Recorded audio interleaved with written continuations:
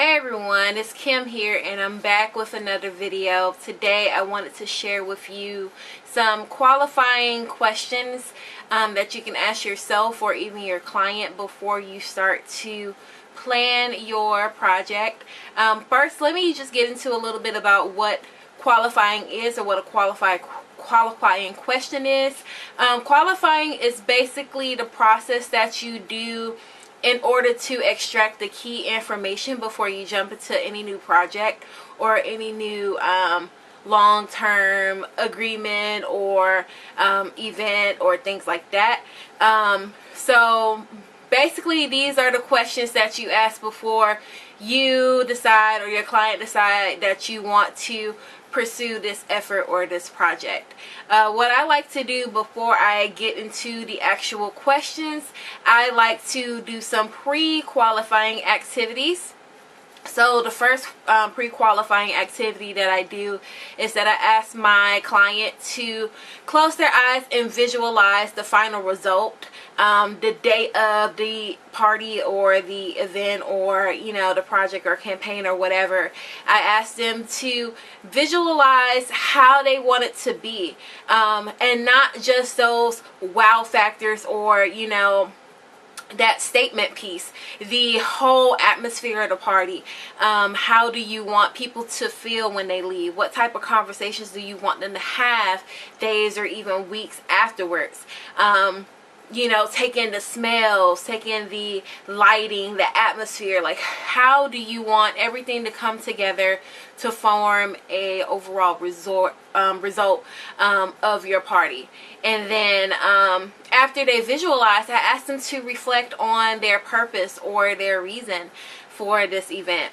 I've said in a couple videos already that the point of having a purpose or a reason is to really clearly define that driving force that's going to keep you pushing forward when things get rough, when things aren't exactly ideal, but it is enough of a motivating factor to finish strong and keep going and just make things work, even when times are rough and frustrating. So let's jump right into the qualifying questions.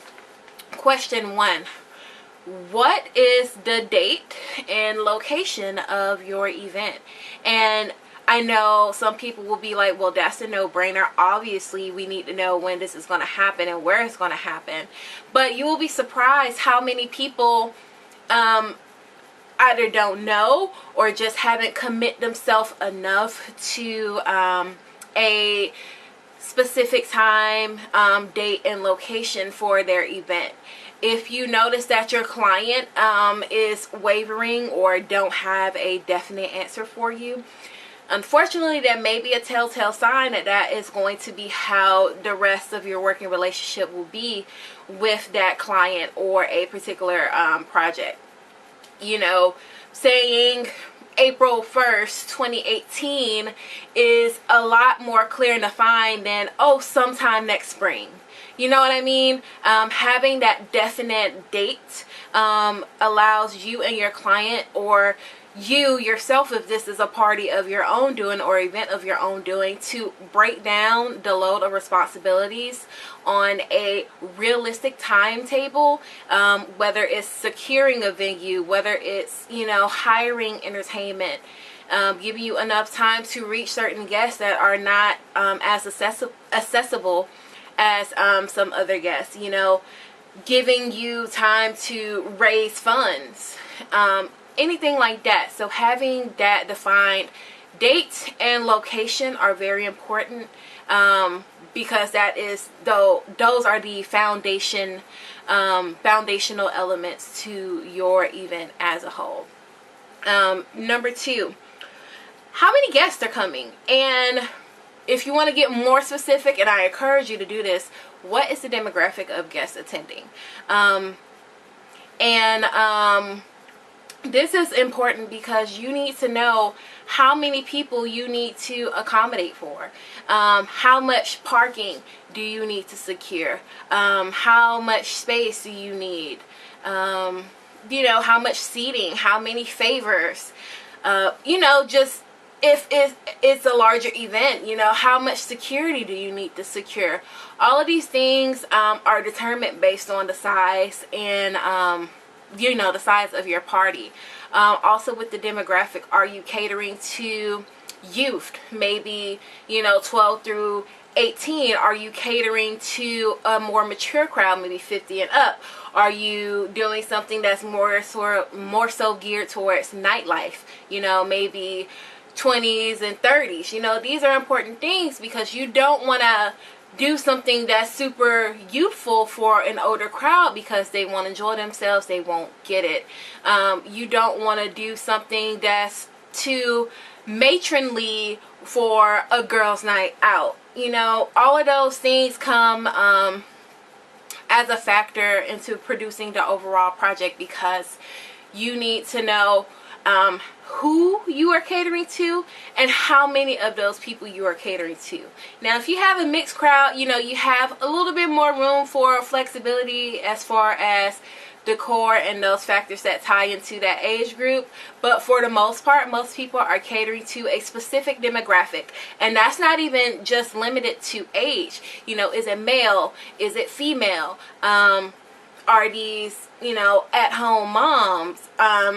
Is this group of people, you know, union workers? Is it, you know, a retirement party for a teacher? You know, you need to, and you and your client really need to have a razor sharp understanding of who you're catering to, so your guests can have the most benefit and the most just enjoyable factor of attending your party. Next would be, what is your budget? And especially if you're working with a larger party, what is your budget per person?